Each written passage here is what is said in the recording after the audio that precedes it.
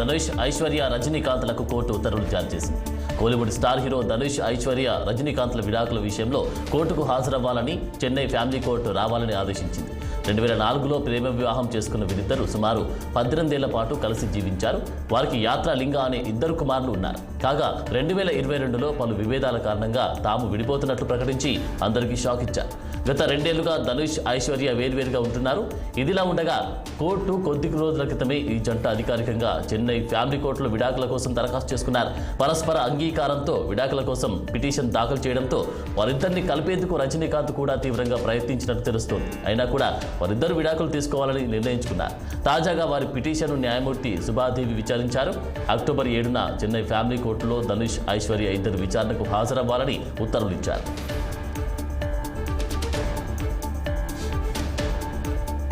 ప్రపంచంలో రద్దీ అత్యంత అధికంగా ఉండే విమానాశ్రయాల జాబితాలో ఢిల్లీ విమానాశ్రయం 10వ స్థానంలో నిలిచింది. ఈ జాబితాలో అమెరికాలోని హార్ట్ఫీల్డ్ జాక్సన్ అట్లాంటా అంతర్జాతీయ విమానాశ్రయం అగ్రస్థానం దక్కించుకుంది. దుబాయ్, డాలస్ విమానాశ్రయాలు తృతీయ స్థానాల్లో నిలిచాయని ఎయిర్పోర్ట్స్ కౌన్సిల్ ఇంటర్నేషనల్ వర్డ్ తెలిపింది. 10 అత్యంత రద్దీ విమానాశ్రయాల్లో 5 అమెరికాలోనే ఉన్నాయి. అంతర్జాతీయంగా మొత్తం ప్రయాణికుల సంఖ్య 2023లో సుమారు 850 కోట్లుగా ఉందని ఐసీఏ పేర్కొంది. కోవిడ్ పరిణామాల తర్వాత ప్రయాణికుల సంఖ్యలో 93.8% రికవరీ లభించిందని, 2022తో పోలిస్తే 27.2% వృద్ధి సాధించినట్లు తెలిపారు. అమెరికా విద్యుత్ కార్ల తయారీ దిగ్గజ సంస్థ టెస్లా మన దేశంలో షోరూంలు ప్రారంభించేందుకు సన్నాహాలు ప్రారంభించింది.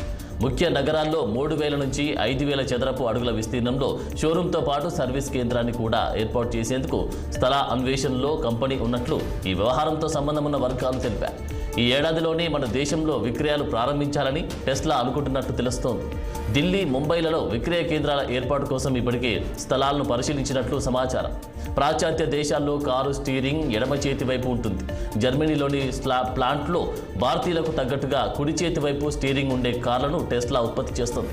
దేశంలో ప్లాంట్ ఏర్పాటుకు సుముఖత చూపుతున్నట్టు టెస్లా అది సిద్ధమయ్యేందుకు జర్మనీ నుంచి కార్లను దిగుమతి చేసుకుని విక్రయించాలనుకుంటుంది. ఇక విశ్వసనీయ వర్గాల సమాచారం తెలిపారు. గత రాత్రి బెంగళూరు చిన్నస్వామి స్టేడియంలో క్రికెట్ బీభత్సం సృష్టించింది. ముంబైపై 277 రికార్డు సృష్టించిన హైదరాబాద్ టీం కొద్ది రోజుల వ్యవధిలోనే 287 పరుగుల ఆధిక్యతతో పరుగులు మరోసారి స్కోరు బీట్ చేసి మరో రికార్డును తెరకెక్కించింది. మొదట బ్యాటింగ్కు దిగిన హైదరాబాద్ నిర్ణీత 20 ఓవర్లలో 3 వికెట్ల నష్టానికి మునుపెన్నడూ చేయని 287 పరుగుల భారీ స్కోర్ చేసింది. ప్రత్యర్థి టీం ఆర్సీబీ కూడా తగ్గలేదు అన్నట్లుగా ఆడి సన్ రైజర్స్ ఫీల్డర్స్ను చెమటలు పట్టించింది. ఓపెనర్లు కోహ్లీ, డూప్లెసిస్ కొండంత లక్ష్యానికి ధీటైన ఆరంభమిచ్చి ఇద్దరు తొలి ఓవర్లో చెరో బౌండరీలో ఇన్నింగ్స్కు శ్రీకారం చుట్టారు. తర్వాత ఓవర్కు 6లు, 4లతో వేగాన్ని పెంచారు. ఎంత కొట్టినా లక్ష్యాన్ని ఛేదించలేక 262తో ఓటమికి గురై సన్ రైజర్స్ 25 పరుగుల తేడాతో బెంగళూరుపై గెలిచింది.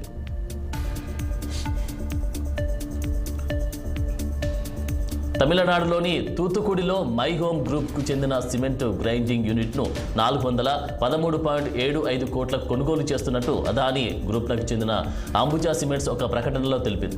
ఈ ప్లాంట్ పోర్ట్ సమీపంలో దాదాపు 61 ఎకరాలతో విస్తీర్ణంలో ఉంది. ఈ ఒప్పందంతో దక్షిణాది మార్కెట్లో అంబుజా సిమెంట్స్ తన ఉనికిని మరింత మెరుగుపరుచుకోనుంది. భారతదేశంలోని ప్రముఖ సిమెంట్ కంపెనీల్లో ఒకటైన అంబుజా దాని అనుబంధ సంస్థలైన ఏఐసిసి లిమిటెడ్, సంఘీ ఇండస్ట్రీస్ లిమిటెడ్తో కలిపి దేశవ్యాప్తంగా 18 ఇంటిగ్రేటెడ్ సిమెంట్ ఉత్పత్తి ప్లాంట్లు, 19 సిమెంట్ గ్రైండింగ్ యూనిట్లు కలిగి ఉంది. దీంతో అదానీ గ్రూప్ సిమెంట్ సామర్థ్యం 78.90 MTPAకు చేరింది. ఆర్థిక కష్టాలతో సతమతమవుతున్న ప్రముఖ ఎడ్టెక్ కంపెనీ బైజూస్లో సంక్షోభం మరింత ముదిరినట్లు కనిపిస్తోంది. సంస్థ భారతీయ విభాగం సీఈఓ అర్జున్ మెహన్ రాజీనామా చేశారు. దీంతో సంస్థ రోజువారీ కార్యకలాపాలను వ్యవస్థాపకుడు బైజు రవీంద్రన్ పర్యవేక్షిస్తున్నట్లు కంపెనీ తెలిపింది. రవీంద్రన్ క్యాట్ కోచింగ్ ఇస్తున్న తొలినాళ్లలో అర్జున్ ఆయనకు స్టూడెంట్ కావడం విశేషం. ఆయన సీఈఓ బాధ్యతలు చేపట్టి 6 నెలలే అవుతుంది. సంస్థ పునర్వ్యవస్థీకరణ కీలక దశలో ఉన్న తరుణంలో రాజీనామా చేయడం గమనార్హం. కానీ సంస్థకు సలహాదారుడిగా మాత్రం ఆయన కొనసాగుతున్నారు. ఎలన్ మస్క్కు చెందిన విద్యుత్ కార్ల తయారీ సంస్థ టెస్లా ఉద్యోగ కోతలను ప్రకటించింది. ప్రపంచవ్యాప్తంగా గత ఏడాది డిసెంబర్ నాటికి టెస్లాలో 1.40 లక్షల మంది పనిచేస్తున్నారు. ఇందులో 10% అంటే దాదాపు 14,000 మందిని టెస్లా తొలగించనుంది. కొన్ని రోల్స్లో డూప్లికేషన్ కారణంగా ఈ తొలగింపులు చేపడుతున్నట్లు మస్క్ తన లేఖలో పేర్కొన్నారు. ఇంతకాలం కంపెనీలో సేవలందించిన వారికి కృతజ్ఞతలు తెలిపారు. కొత్త అవకాశాలు అందుకోవాలని ఆకాంక్షించారు. ఉద్యోగంలో కొనసాగుతున్న వారు సవాళ్లకు సిద్ధమవ్వాలని సూచించారు. ఏ విభాగాల వారిని తొలగించాలన్నది కూడా తెలియరాలేదు. ఇప్పటికే తొలగించిన ఉద్యోగులకు సిస్టమ్ యాక్సెస్ నిలిపివేసినట్లు తెలిపారు. మహేష్ బాబు కాంబోలో తెరకెక్కిన గుంటూరు కారంలో పాటలు సోషల్ మీడియాలో ట్రెండ్ క్రియేట్ చేస్తున్నాయి. ప్రత్యేకంగా కుర్చీని మడత పెట్టే సాంగ్కు లక్షల వ్యూస్తో రికార్డు సృష్టించడమే కాకుండా సోషల్ మీడియాను షేక్ చేసింది. మహేష్ బాబు, శ్రీలీల, పూర్ణ ఈ పాటకు డాన్స్తో అలరించారు. ఇది విడుదలైన దగ్గర నుంచి ఇప్పటి వరకు కూడా రీల్స్లో సందడి చేస్తూనే ఉంది. తాజాగా ఈ పాటకు ఆఫ్రికన్ పిల్లలు స్టెప్పులు వేశారు. కొద్ది రోజుల క్రితం అమెరికాలో నేషనల్ బాస్కెట్బాల్ గేమ్స్ ఆడుతుండగా ఆట మధ్యలో ఏర్పాటు చేసిన వినోద కార్యక్రమంలో కొందరు అమెరికన్స్ ఈ పాటకు డాన్స్ చేశారు.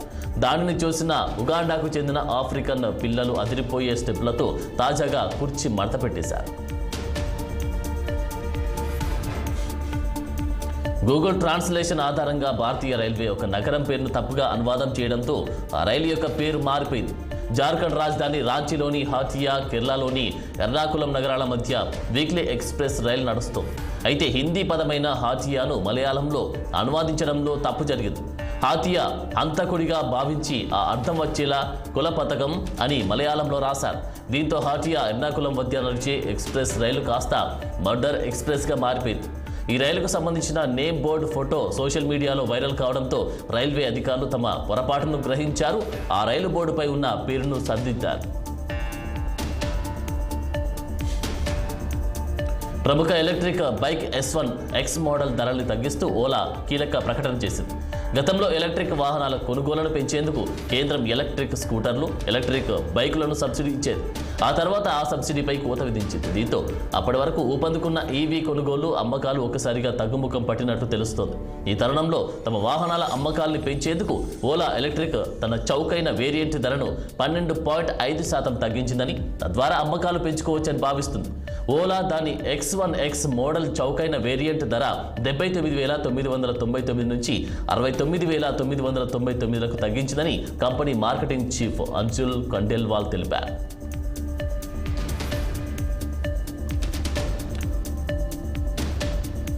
అల్లూరి జిల్లాలో పెద్ద ఎత్తున గ్రామ వాలంటీర్లు రాజీనామా చేశారు. వైఎస్ జగన్ను మరలా ముఖ్యమంత్రి చేయాలనే ఉద్దేశంతో రాజీనామా చేసినట్టు తెలిపారు. పాడేరు ఎమ్మెల్యే అభ్యర్థి విశ్వేశ్వర రాజును గెలిపించి, ఎంపీని గెలిపించి వైఎస్ జగన్ను బహుమతికి ఇస్తామని గ్రామ వాలంటీర్లు పేర్కొన్నారు.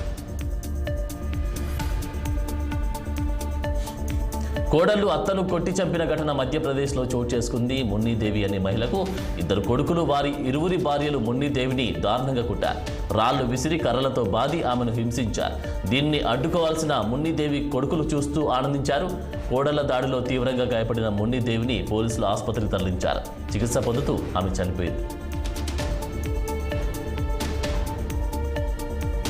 స్టార్ డైరెక్టర్ శంకర్ పెద్ద కూతురు పెళ్లి గ్రాండ్గా జరిగింది. తన దగ్గర అసిస్టెంట్ డైరెక్టర్గా పనిచేస్తున్న తరుణ్ కార్తికేయన్ అనే కుర్రాడికి ఇచ్చి పెళ్లి చేశారు.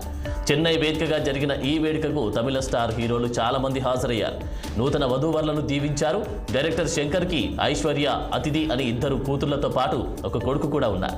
ఐశ్వర్యకు 2021లోనే దామోదర్ రోహిత్ అనే తమిళ క్రికెటర్తో వివాహం జరిపించారు.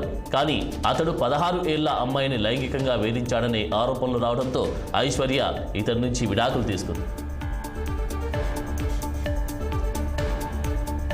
200 కోట్ల ఆస్తిని దానం చేసి భార్యాభర్తలు సన్యాసం తీసుకున్నారు. గుజరాత్ సబర్కాంతా జిల్లా వాసి భవేష్ భండారి రియల్ ఎస్టేట్ వ్యాపారం చేస్తున్నారు. ఊహించినంత లాభాల్ని కళ్ళ చూడడంతో ఆస్తుల్ని కూడబెట్టుకున్నారు. కానీ ఈ ఆస్తిపాస్తులు, వ్యాపారం ఈ దంపతులకు ఏమాత్రం సంతృప్తినివ్వడం లేదు. అయితే వీరి పిల్లలిద్దరూ 2022లో సన్యాసం తీసుకున్నారు. చివరికి భవేష్ భండారి దంపతులిద్దరూ 19 ఏళ్ల కుమార్తె, 16 ఏళ్ల కుమారుడు బాటలో నడిచేందుకు సిద్ధమయ్యారు. తమ సంపద 200 కోట్ల మొత్తాన్ని విరాళంగా ఇచ్చేసి ఏప్రిల్ 22న జరిగే కార్యక్రమంలో అధికారికంగా సన్యాసం తీసుకున్నారు.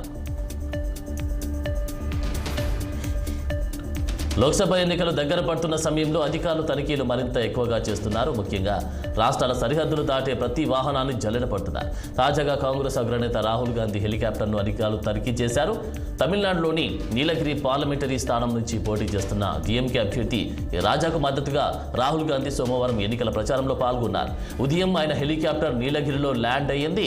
ఎన్నికల ఫ్లయింగ్ స్క్వాడ్ అధికారులు హెలికాప్టర్ని తనిఖీ చేశారు. దాదాపు 10 నిమిషాల పాటు ఈ సోదాలు జరిగాయి. ఇందులో ఎలాంటి నగదు వస్తువులు లభించలేదని అధికారులు తెలిపారు. ఈ ప్రచారం ముగించుకొని రాహుల్ కేరళలోని వయనాడ్ వెళ్లారు. రానున్న ఎన్నికల నేపథ్యంలో రోజుకు 100 కోట్లు సీజ్ చేసినట్లు ఎన్నికల కమిషన్ వెల్లడించింది. దేశవ్యాప్తంగా కొనసాగుతున్న తనిఖీలో ఇప్పటి వరకు మొత్తంగా దాదాపు 4,650 కోట్లను స్వాధీనం చేసుకున్నట్లు ప్రకటించింది.